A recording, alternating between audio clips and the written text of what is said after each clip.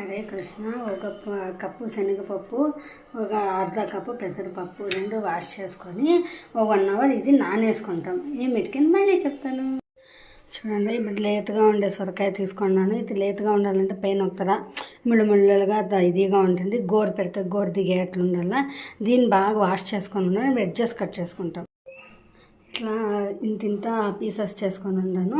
చాలా లేతగా ఉంది, చాలా బాగుంది. దీని లోపల ఉండేది కొంచెం కరువు చేసుకొని ఇదంతా తీసేసుకుంటాం. చూడండి, ఇట్లా లోపలంతా తీసుకొనేసేయాల. ఇప్పుడు ఇదంతా ఇట్లా ఉంది కదా. ఇప్పుడు దీనికి వచ్చేసేసి ఇట్లా ఫోర్క్లో ఆడ ఘాట్లు పెట్టుకొనేసేసి టేబుల్ సాల్ట్ని బాగా ఇట్లా వేసుకొని బాగా ఇచ్చేసి లోపలికి కొంచెం అంతా ఉప్పు దిగుతుంది. ఇది అట్లా చేసుకుంటాం. చూడండి, ఇట్లంతా ఉప్పు లైట్గా అనుకోవాలి, చాలా ఏమద్దు. ఒకటి బాగా అబ్జర్వ్ చేయండి. నేను సొరకాయకి పీల్ చేసిన లేదు కాబట్టి మనకి చాలానే ఫైబర్స్ ఇస్తుంది. ఇట్లే వండండి, ఇది మర్చిపోవద్దండి.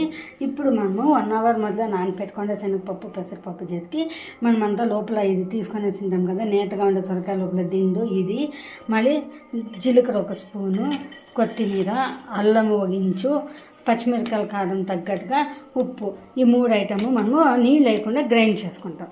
ఇప్పుడు చూడండి, మనం గ్రైండ్ చేసిండే మసాలా దాల్ అంతాను దీని లోపలికి ఫుల్గా నిండుగా అదిమి స్టఫ్ చేసేసి ఇట్లా కుక్కర్ దాంట్లో లైట్గా ఆయిల్ అప్లై చేసి ఒక 20 మినిట్స్ స్టీమ్ చేస్తాం. చూడండి, ఇట్లా 2 పక్కలు వచ్చేట్లా నీట్గా స్టీమ్ చేసేసి ఈ ప్లేట్లో ఇంకా కుక్కర్లోకి పెట్టుకొనేసి 20 మినిట్స్ స్టీమ్ చేసేస్తాం.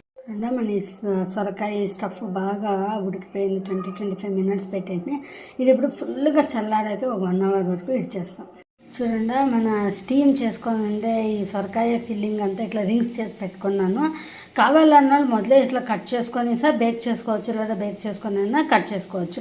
ఇప్పుడు ఇది వచ్చేసి బేస్ అండి. ఇప్పుడు ఇట్లా కావాలా మనం తినచ్చు, లేకపోతే కర్రీ మాదిరి ఆనియన్ టమాటో అంతా వేసి కొంచెం కర్రీ మాదిరి చేసుకొని దాంట్లోకి వేసి అన్నా కర్రీగా అన్నా తినచ్చు, లేదంటే రోస్ట్ చేసుకొని గీలో లేదా ఆయిల్లోన కట్లెట్ మాదిరి అన్నా తినచ్చు. ఇది బేసిక్ అండి. దీన్ని ఇంకా మనకి హై ఫైబర్ వస్తుంది, ప్రోటీన్ వస్తుంది, టేస్ట్ బాగుంటుంది, సైడ్ డిష్గా బాగుంటుంది. ఇప్పుడు నేను దీన్ని తవా రోస్ట్ చేస్తాను. ఇదంతా కొంచెం చల్లగా కావాలి తవా రోస్ట్కి. నేను ప్యాన్ పెట్టుకొనేసి గీ వేసుకుంటాను. ఇప్పుడు ఇది అంతాను తవా రోస్ట్ చేసుకుంటాము.